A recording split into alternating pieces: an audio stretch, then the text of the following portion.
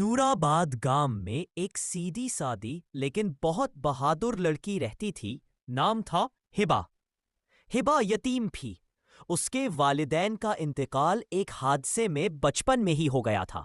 اسے اس کی دادی نے پالا تھا، ایک بہت عبادت گزار، توکل رکھنے والی عورت۔ ہبا روز لکڑیاں بٹورتی، جانوروں کو چارہ دیتی اور گاؤں کی عورتوں کی مدد کرتی، لیکن کبھی کسی سے بدلے میں کچھ نہیں مانگتی۔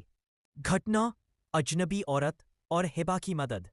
ایک دن جب ہبا جنگل سے لوٹ رہی تھی، اسے ایک بوڑھی عورت دکھی جو زمین پر گری ہوئی تھی۔ اس کے پیر میں چوٹ تھی۔ عورت نے کہا، بیٹی، کیا مجھے اپنے گھر تک پہنچا سکتی ہو؟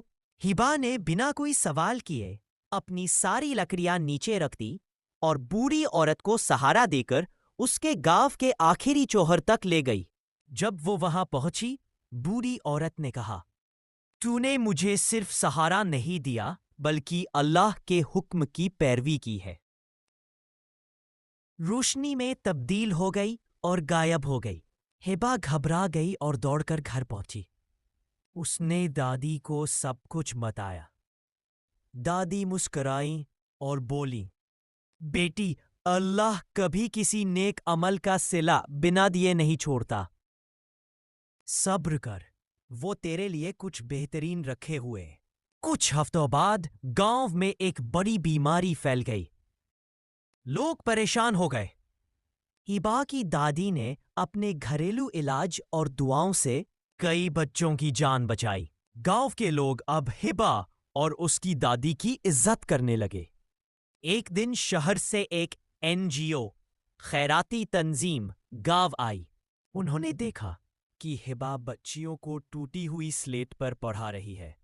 وہ بہت متاثر ہوئے اور بولے، تمہاری لگن دیکھ کر ہم تمہیں اسکالرشپ دیتے ہیں، شہر کے اچھے اسکول میں داخلہ دلائیں گے۔ انہوں نے ہبا کی دادی کا علاج کے لیے شہر لے جانے کا انتظام کیا۔ ہبا کو شہر کے بڑے اسکول میں داخلہ ملا۔ اس نے خوب محنت کی اور گاؤں کی پہلی لڑکی بنی جس نے میڈیکل کالج میں داخلہ لیا۔ لیکن اس نے کبھی اپنی نیک نیت اور عبادت نہیں چھوڑی۔ انتم سین، سجدہ اور شکر کا دروازہ ہو۔ نیک نیت سے کیا گیا کام، چاہے چھوٹا ہو یا بڑا، اللہ اس کے لیے بڑا انعام رکھتا ہے۔ صبر اور توکل رکھنے والوں کے لیے اللہ خود راستہ کھولتا ہے۔